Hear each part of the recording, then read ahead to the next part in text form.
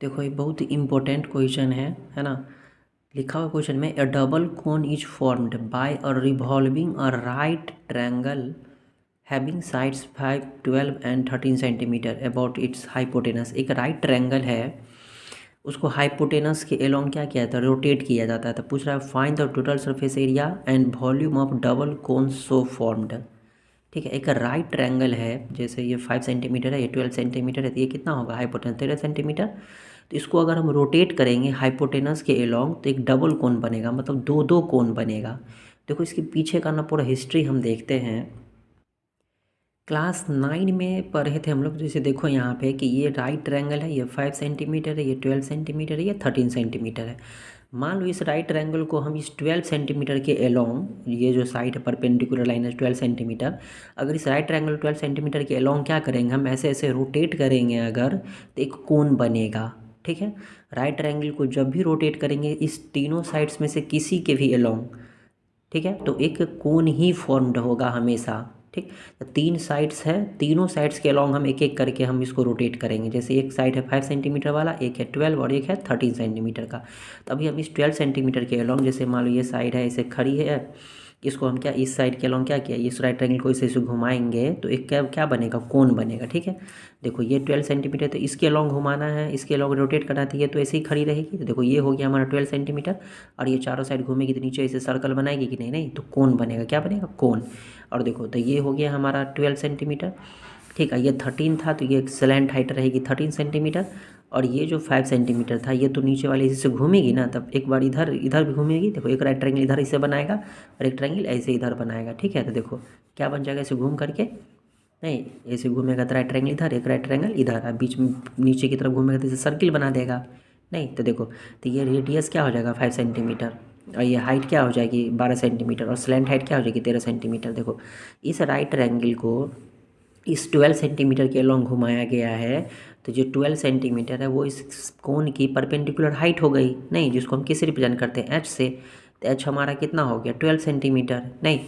और ये जो है, ये देखो ये राइट ट्रायंगल में जो ये हाइपोटेनस था, नहीं यही जो तिरछी थी यही स्लैंट हाइट हो गई, ये एल कितना हो गया 13 सेंटीमीटर। ठीक, जिसके लॉन्ग घुमाएंगे तो इसको ऐसे हम इस एक्सिस के लॉन्ग घुमाएंगे 12 सेंटीमीटर के लॉन्ग, तो ऐसे ये जो ऐसे ही खड़ा रहेगा ना, ये इसके बाद ऐसे घूमेगी ना, नहीं तो ये ये हमारा हो जाएगा रेडियस, ये रेडियस का काम करेगी। 5 सेंटीमीटर क्या हो जाएगा रेडियस। देखो इस कोण में तुमको एल आर एच सब पता है। ठीक है, कोई दिक्कत इसमें।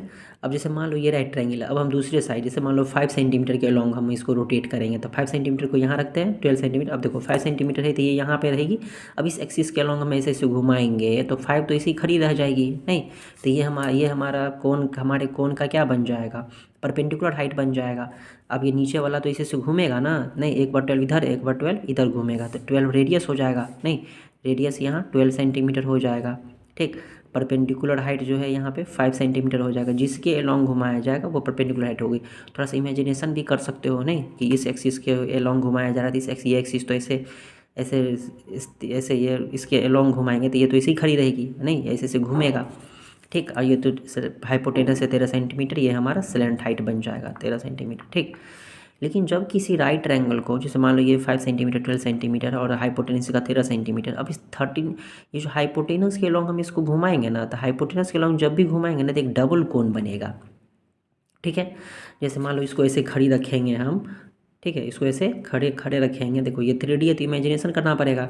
इस एक्सिस के लॉन्ग हम घुमाएंगे इस 13 सेंटीमीटर के लॉन्ग, तो ऐसे रहेगी, ऐसे चारों तरफ क्या होगी घूमेगी। देखो ये 5 सेंटीमीटर वाला जो साइड है इधर भी आएगा ऐसे करके, ऐसे 5 सेंटीमीटर, ये 12 सेंटीमीटर वाला जो ऐसे साइड है ये ऐसे ऐसे इधर भी आएगा। तो देखो 5 सेंटीमीटर वाला एक ऐसे इधर भी आएगा, नहीं ऐसे इधर आएगा। तो देखो तो एक इधर ऐसे है, तो देखो एक इधर भी ऐसे 5 सेंटीमीटर वाला बनेगा कि नहीं। देखो इधर नीचे वाला जो 12 सेंटीमीटर है इसको ऐसे घुमाओगे, इसको इस तरफ भी आएगा 12, देखो तो 12 इधर, एक 12 इधर भी आएगा, नहीं तो ये इसके अलॉन्ग ऐसे से घूमेगा तो बीच में यहाँ क्या बन जाएगी सर्किल। देखो तो डबल कोन बनेगा, क्या बनेगा डबल कोन।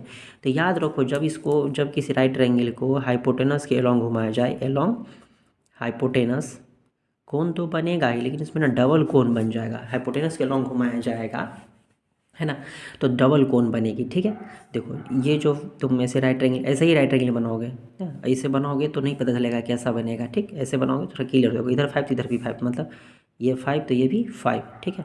नीचे इधर 12 तो इधर भी 12। तो देखो एक कोन ऊपर बन रहा है जिसमें से ये 5 सेंटीमीटर वाला, ठीक है। नीचे एक और कोन बन रहा है 12 सेंटीमीटर वाला। और ये जो देखोगे ये तो ये हाइट, ये हाइपोटेनस जो ये हाथ है 13, यही 13 होगा ना।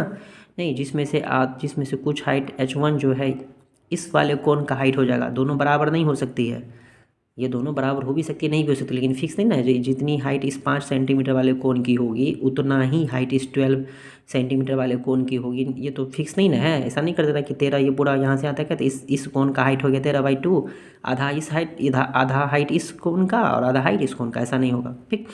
दोनों बराबर भी हो सकती है, अनइक्वल भी हो सकती है, ठीक है। लेकिन देखो इस कोन का स्लाइंट हाइट तो 5 सेंटीमीटर हुआ और इस कोन का स्लाइंट हाइट कितना हुआ 13 सेंटीमीटर, ठीक है। और लेकिन अब ये कोन जो बन गया है, लेकिन इसमें तुमको रेडियस नहीं पता चला। देखो ये जो रेडियस है, रेडियस यहाँ से यहाँ तक की जो रेडियस, ये रेडियस नहीं मालूम चली है। देखो तो ये रेडियस कैसे पता करेंगे, ठीक है। तुम देखो यहाँ से यहाँ तक ये देख रहे हो ना, तुम देखो ये जो है ये एक राइट ट्रायंगल है। क्या है? राइट ट्रायंगल है ना। हमको ये निकालना है, ये ना रेडियस हो गया। मान लो इस ट्रायंगल इधर, चाहे इधर भी देख सकते हो, ये राइट ट्रायंगल देखो, ट्रायंगल ABD देखो, ट्रायंगल ABD। पहले डबल कोन का 7 समझ में आ गया है, क्लियर है। ट्रायंगल ABD का अगर हम तुमसे एरिया निकालने के लिए बोला जाएगा तो क्या लिखोगे 1/2। देखो ये ABD यहाँ पे यही है ट्रायंगल है ना, तो ये राइट ट्रायंगल है, तो इसका एरिया निकालोगे तो क्या लिखोगे 1/2 इंटू ये 5, ये कितना है 5, इंटू ये लिखोगे ये कितना है 12, ठीक है। लिखोगे ना। चाहे या हम इस ट्रायंगल के एरिया से भी निकाल सकते। देखो ये जो रेडियस है और ये परपेंडिकुलर हाइट ये था, पर यहाँ तक कि यहाँ पे ये क्या होती है परपेंडिकुलर होती है ना। तो ये भी चाहे हम ये भी निकाल सकते हैं कि 1/2 इंटू ये बेस इंटू ये लेंगे और हाइट ये लेंगे। अगर ये हाइट लेंगे तो बेस ये लेना पड़ेगा ना। तो ये भी लिख सकते हैं कि 1/2 इंटू ये AD। तो AD कितना है 13, और ये कितना है ये हाइट, ये तो नहीं मालूम है। तो मान लो ये R है, रेडियस है R, ठीक है R है। देखो तो ये भी ट्रायंगल ABD का एरिया है, ये भी ट्रायंगल ABD का एरिया। इसको हम इक्वल कर सकते हैं कि नहीं, ये दोनों इक्वल होगा कि नहीं होगा। 1/2 इंटू 13 इंटू R। देखो 1/2 से 1/2 कैंसिल। तो यहाँ पे अगर हम R 13 को इधर ट्रांसपोज करोगे तो कितना आएगा, ये 12 × 60 और बाई 13 इक्वल टू R। देखो R की वैल्यू कितनी आ गई 60/13। तो जब भी एक हाइपोटेनस के अलोंग हम डबल कोन बनाएंगे तो उसमें रेडियस नहीं दिया रहेगा। रेडियस तुमको इस तरह से फाइंड करके निकालना होगा, ठीक है। इसे समझ में आया? बहुत आसान है, ध्यान से देखो कि थोड़ा इमेजिनेशन करना पड़ेगा क्योंकि 3D फिगर है ना। देखो ये 5 सेंटीमीटर, ये 12 सेंटीमीटर, 13 सेंटीमीटर है। याद रखोगे हाइपोटेनस के लॉन्ग अगर इसको रोटेट कराएंगे तो एक डबल कोन बनेगा, ठीक है। इधर भी 5, इधर भी 5, इधर भी 13, इधर भी 12, इधर भी 12। ये पूरा कितना हो जाएगा 13। ये हाइट हो जाएगा H1, ये इसकी हाइट हो जाएगी H2।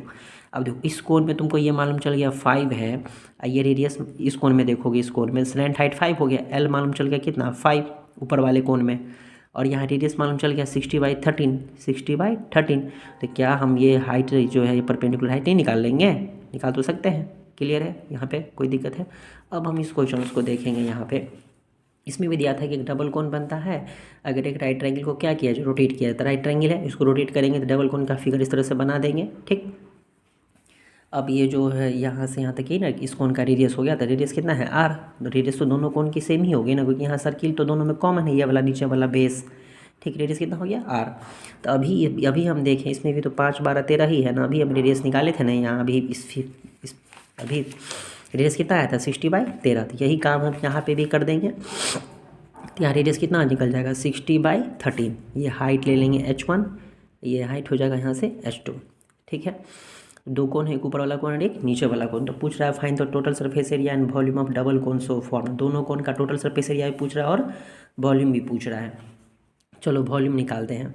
ऊपर वाले कोन का वॉल्यूम मान लो V1 है, नीचे वाले का V2 से रिप्रेजेंट कर देते हैं। तो V1 अगर V1 और V2 दोनों निकालेंगे, एक साथ में निकाल लेते हैं, तो वॉल्यूम क्या होता है 1/3 पाई R²H, ये होता है ना।